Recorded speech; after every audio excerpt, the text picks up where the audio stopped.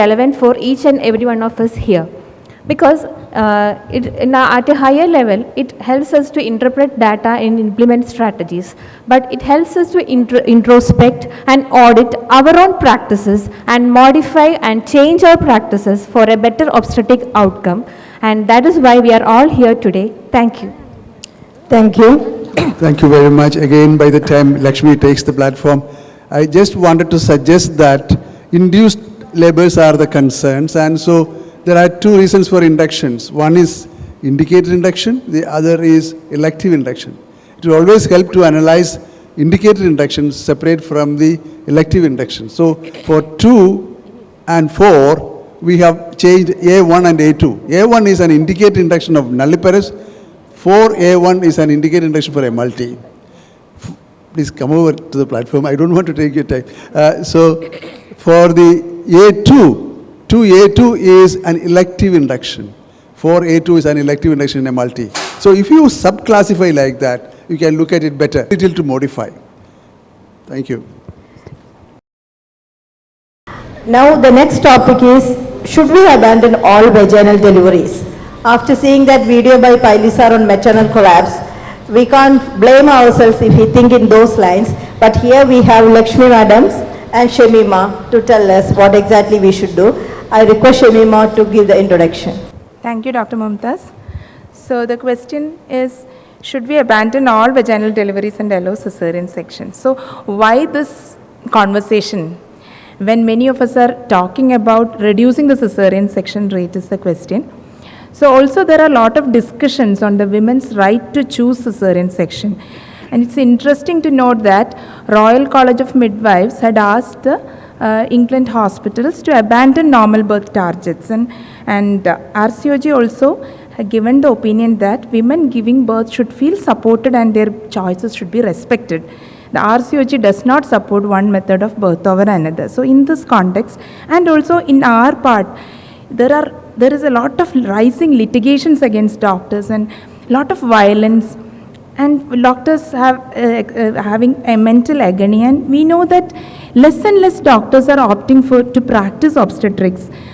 And with all the unpredictabilities of vaginal delivery, less and less obstetricians, less and less gynecologists are practicing pushing for vaginal birth actually. So the question is, there are a lot of questions for you, madam, and with your experience, why you think that women are asking for cesarean section?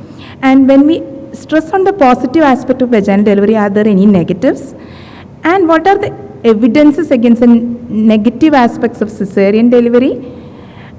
And we know that there are a lot of unpredictabilities about the vaginal delivery, and does previous birth injury or shoulder dystocia in our experience affect the decision making of the doctors? So how should we be counseling our women? This is the question. Madam, please can you?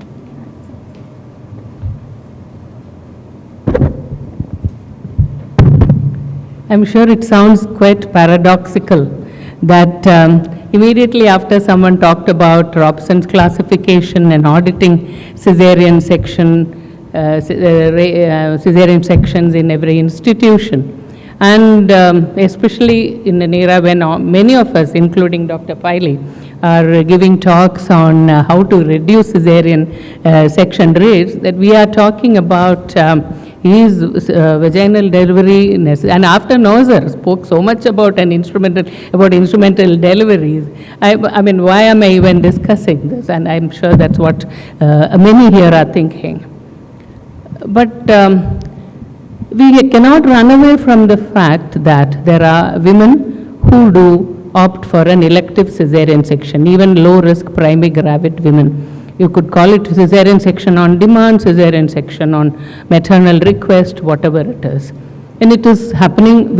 If you think that it's only happening overseas, please remember that India also has a strata of people who certainly are free thinking, and therefore do ask for or demand cesarean section even for their first pregnancy. So Shamima has asked me a whole lot of questions all together, not even one after the other, and let me see how I can answer them.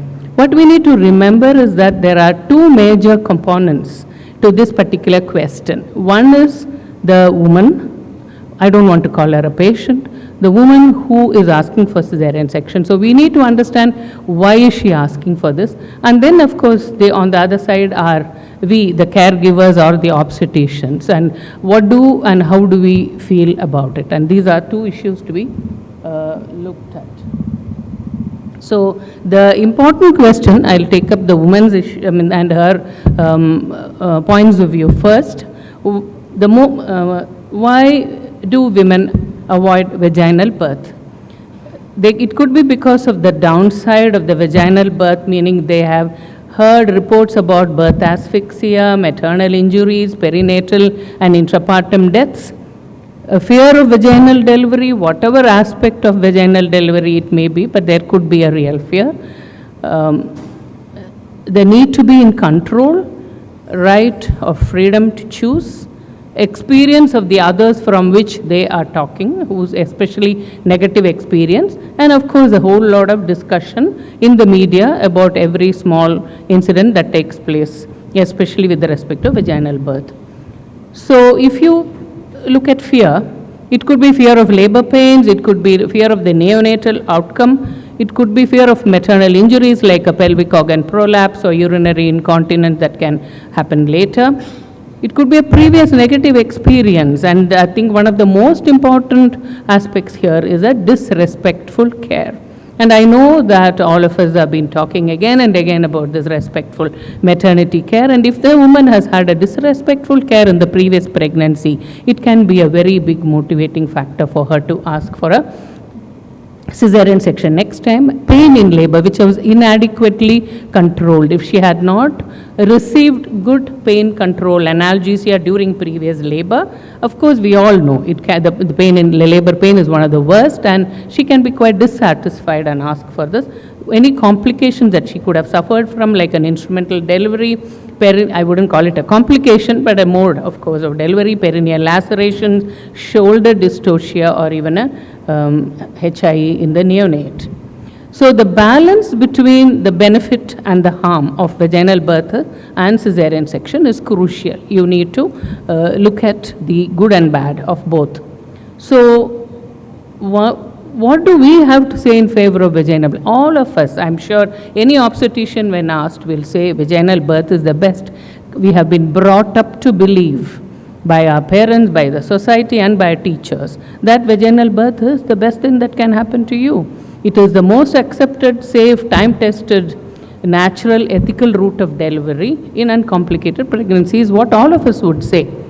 That there is no surgical car, there is less post-operative pain, duration of hospital stay shorter, no anesthetic complications. But there are negatives which we certainly have to remember, which may be an instrumental delivery, which the woman looks up